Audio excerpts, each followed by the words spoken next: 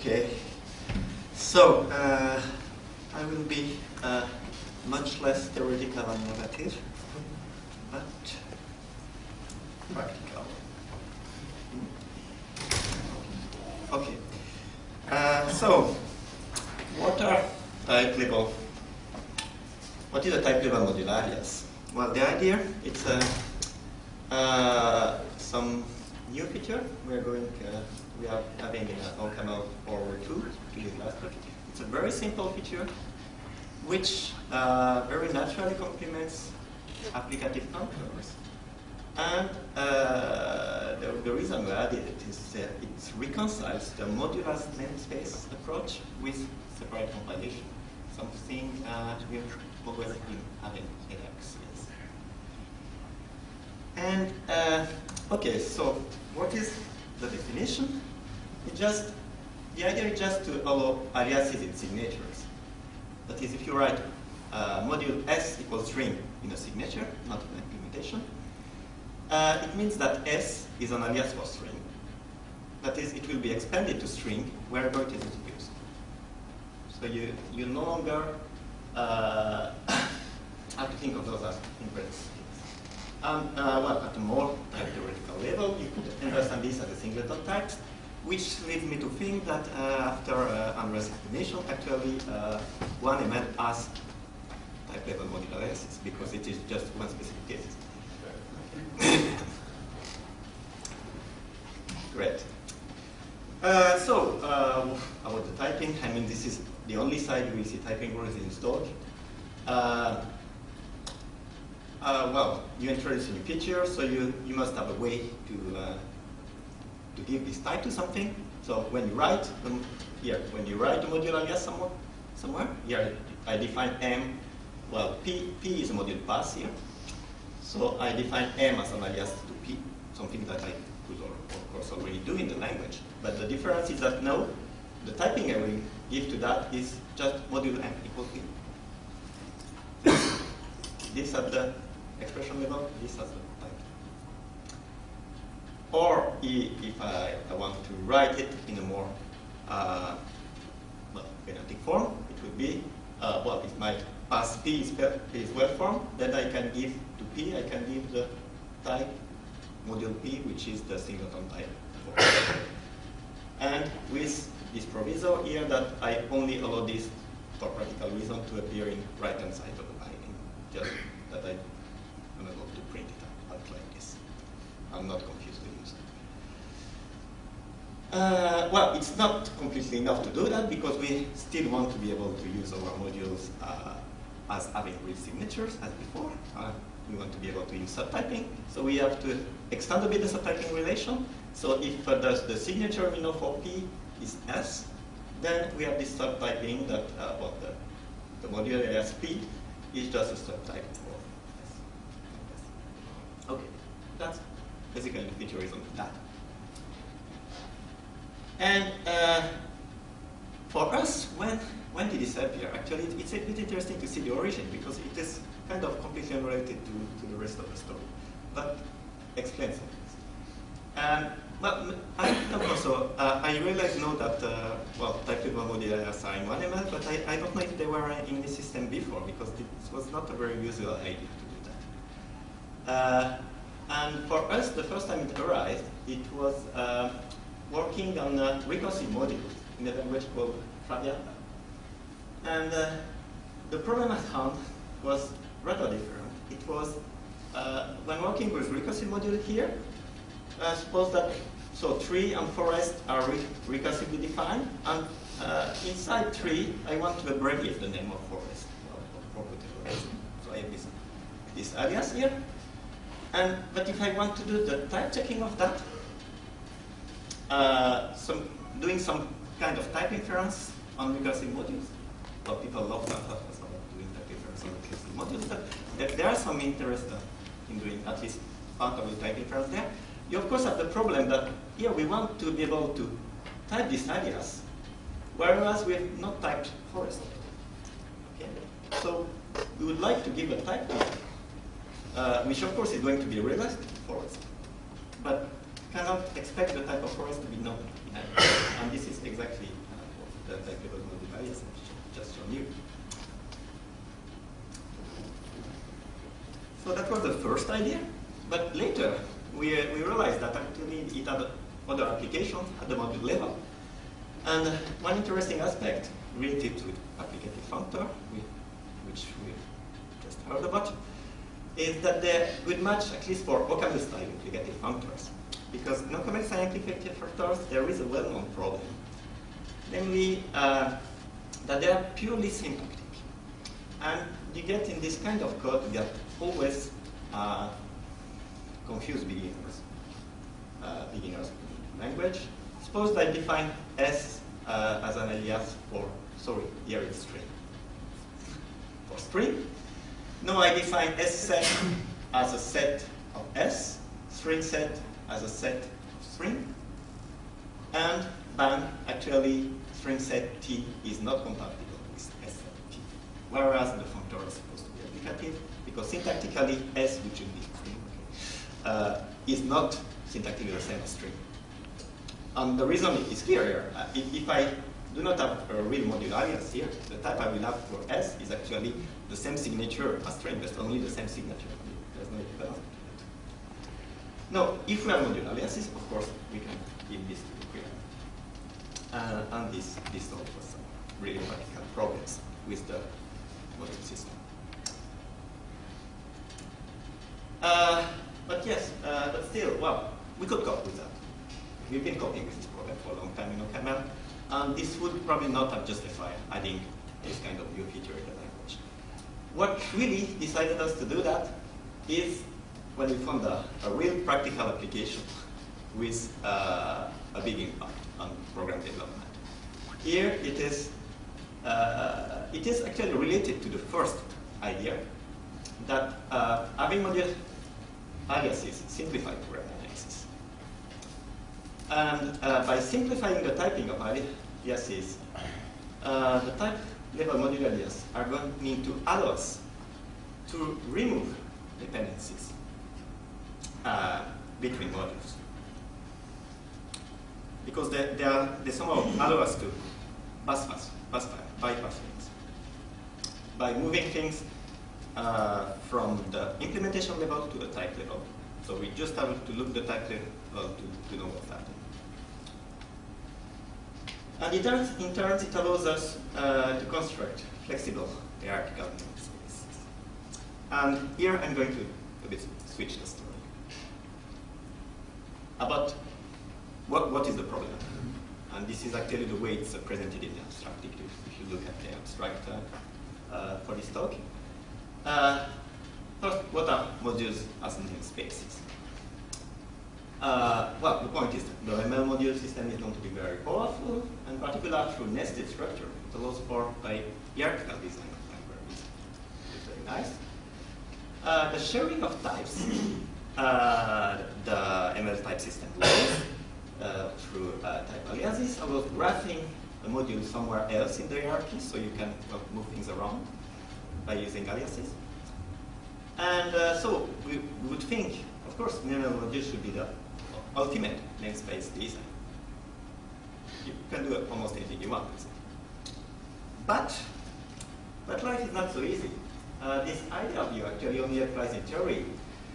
Because when you start to introduce things like separate compilation for, well, let's say OCaml, root modules, or also known as compilation units, they are named to files. And this leads us to a slightly different views of less hierarchical view, that is, libraries are going to be just forests of modules. They are not trees, they're forests of modules. And using several libraries simultaneously is going to mix their modules.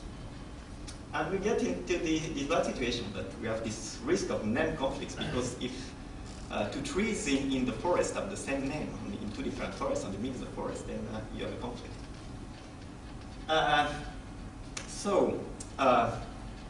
To kind of overcome that, we have this thing that is going to try to get back from the forest. You can remove a tree, of course. This is the pack command of the which is a compiler command. It allows to turn a library into a module with some modules. Okay, back to hierarchical view. But it has a big drawback that it's monolithic because of the separate compilation view. Once you put some things together, you only have a type of them. So you have no way to to have a final view of what's happening inside. And what happens is that using modules and namespaces, in the way I just suggested on the previous slide, is going to lead to create large interface and binaries, because things are getting monolithic. And we could see that, in particular, on J3's core library, which uses these things on a grand scale. Okay, what happens in other languages of family? It's interesting to see. And in particular, SML of New Jersey is very interesting on that because it avoids many of the problems I've just shown you for OCaml. But it avoids them by introducing something new, which is the compilation manager, which is a great piece of software. And in the compilation manager, you can declare namespace. But in special files, I'm using a dedicated syntax. So there is something happening here that is an essential of the language is going to fall out of the specification. Whereas I just said the first impression is actually the module location is already all what is needed to talk about namespace. Okay, so don't we have another way to do that? Well, first, let's look a bit more at what is happening and why things are getting monolithic. Here I'm trying to pack, here I will pack it by hand, which is not exactly the same as using the minus pack approach, but you can almost simulate things. So let's use a very simple library, contains only two units, mylib A and mylib B, and they're wrapped in a library called mylib. Okay? So I'm not going to look at what is mylib A and mylib B. Just as the structure. So mylib is the wrapper. So it's trying to give a hierarchical view of my library. So it contains 2 bytes in, mylib module A equal mylib A, module B equal mylib B. Okay? But if we do not have type label module aliases, it means that the interface actually looks like module A colon the type of mylib A, module B colon the type of mylib B. Okay?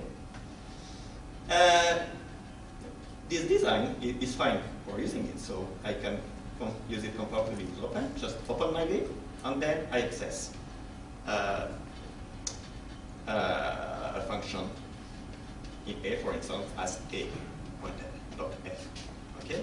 A side note for non-OCaml speaker is open in OCaml is not open in standard ML. It doesn't make a local copy of the byte. It just lets you access with shorter names. So it's more namespace constraint. Okay, up to there is completely fine, but then separate compilation is just going to look at this interface. And when you're trying to access, when you're accessing the A.f, it sees it as a submodule of mylib. Okay? So it has no idea where it comes from. So it means that if you want to use this program, you have to first to list mylib. And then if you look at mylib, mylib is referring to mylib A and mylib B. So you're also thinking in mylib A and mylib B. So everything is going to come. Okay. So our module aliases. Well, simply enough. No, my interface is my implementation. Same in this case. We could have more subtle things. For a simple case. So now, when I'm writing this, I know that actually mylib point A dot A is mylib A. So the same code, now I can link it using only mylib A. This one is only going to expand to mylib A dot A. Okay. So the only dependency is on mylib A. And to understand it a bit more, this refined dependency approach. Let's see a bit what's happening. Okay? So for backward compatibility, actually, even in OCaml 4.02, the default behavior are still all the dependencies you had before, because I mean, module implementations might contain side effects, and if suddenly you change the linking behavior, you might change the behavior of problems. So we have this new flag, no alias steps, which lets you use the new dependency analysis.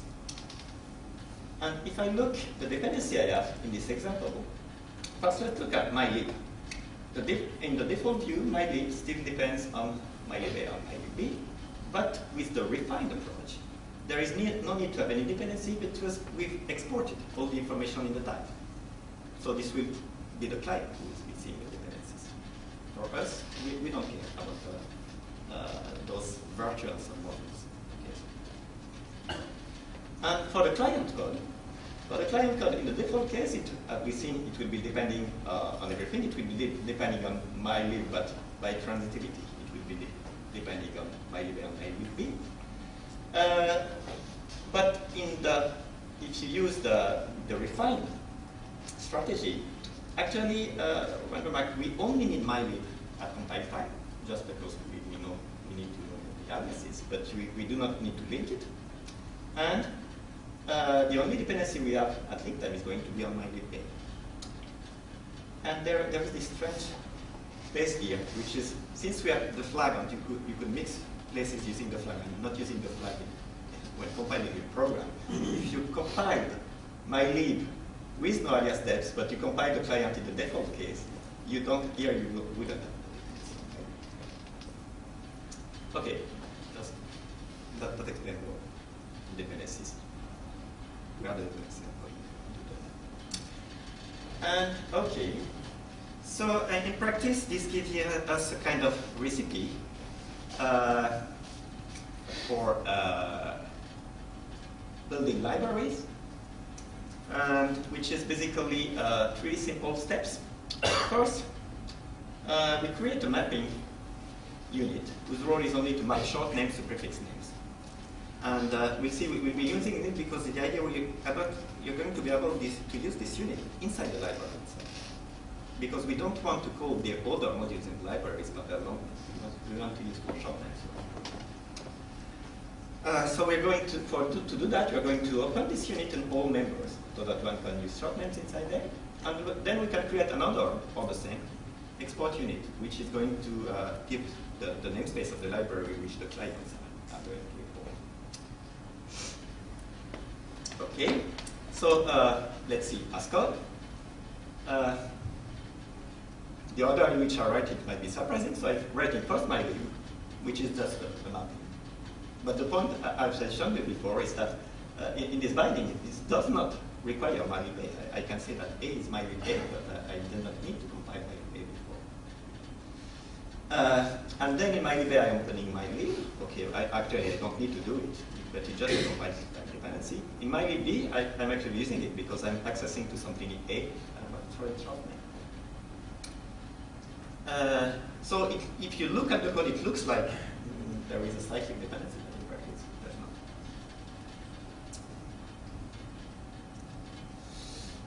For the ease of use, well, okay, this doesn't matter much, but you see the step I've described, introduce renaming the source page, adding an open statement, things maybe you don't want to do on the files themselves. So actually, by using this kind of command line option, you can do everything at once without even modifying the source file. That is weird. The open option, I think, is standardizable too. Here it's just to rename the generated file, not the source, rather than need to rename the source. Okay. Short of time.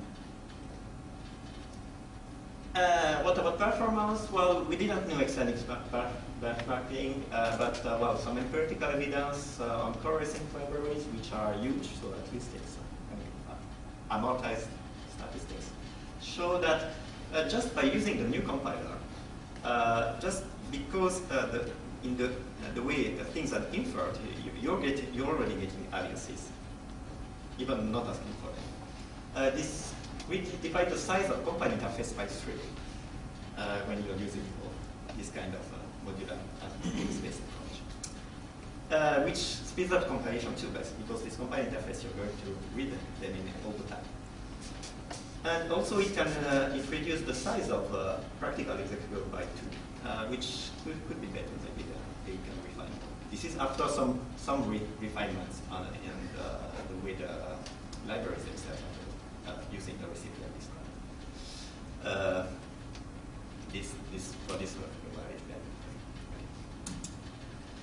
Okay, so to conclude, all this is all nice, but well, what we've implemented with this mainly this application in mind. But as I said at the beginning, there are also applications to applicative functions that are interesting for people too, and we might want to do more about that, because the current situation is that we're only doing it not for a limited subset of module classes. And people handling are going to be excluded. That is, all classes containing functor applications are not handled, opaque versions are not handled, functor arguments we do not deal with either, and recursive models. Okay? And we think that all of them could actually be handled, but this would, of course, require more changes in the type system. And in some way, it's a bit orthogonal because on these ones, we're probably not able to do anything about the dependencies because they cannot be seen as exactly equivalent. Or for example, doing a functor application would mean that we'll be applying things twice. You don't want to do that. Okay.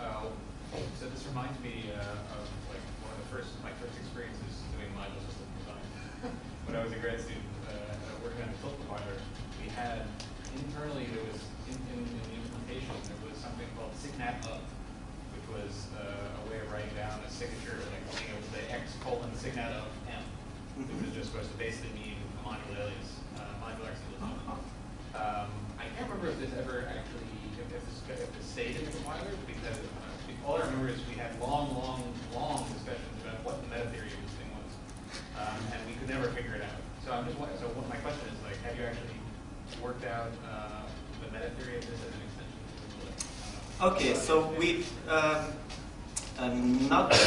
didn't do that as an extension to the type system of OCaml, but we already worked at the meta theory in Traviata, which is basically the idea is that we are going to work on the equality of types is an equality of paths reached to normalization of passes. So if you take this view, and actually we are doing a bit of normalization inside the OCaml compiler to do that. Nice. Okay, yeah, and then the other comment was that also in the work that my students, Scott, Patrick, and I, and Simon have done on this backpacking language, packaging language for Haskell, we're also using module aliases to great effect in order to do dependency tracking. Precisely, I mean, for somewhat different reasons than you've given. It's more in order to figure out when you're depending on a bunch of packages, which of the modules of those packages you actually need to have in the package that you're so that you don't have this one close. So yeah, I think it's good. It sounds sort of the same. But it's not so much to reduce the size of, well, okay, we only have the theoretical treatments for it, but it hasn't been so much in order to reduce size of interfaces as in order to track exactly which components you need when you're building another package. It's not separate knowledge. We're not doing separate knowledge. So we do want to track the components we use that reduces load as a result of it. So to compute the dependency of modules, usually we use a tool called OCaml. So as you improve the dependency between modules, is it you have a plan to push that into the tool to compute the dependencies automatically? So this is not done at this point.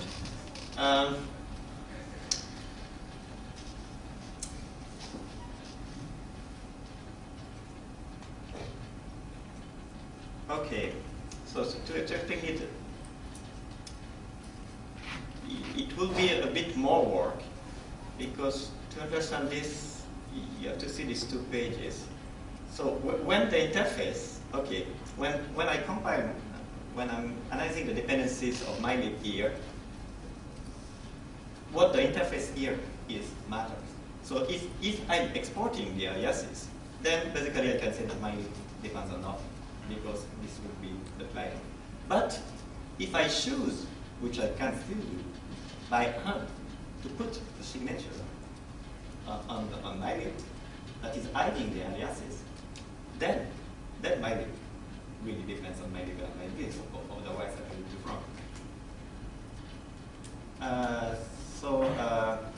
No, if we extend, we have to try that too.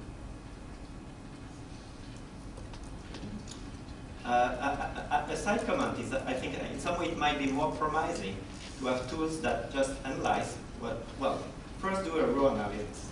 And since actually compile times are more about recompiling things all over the place, analyze what you really need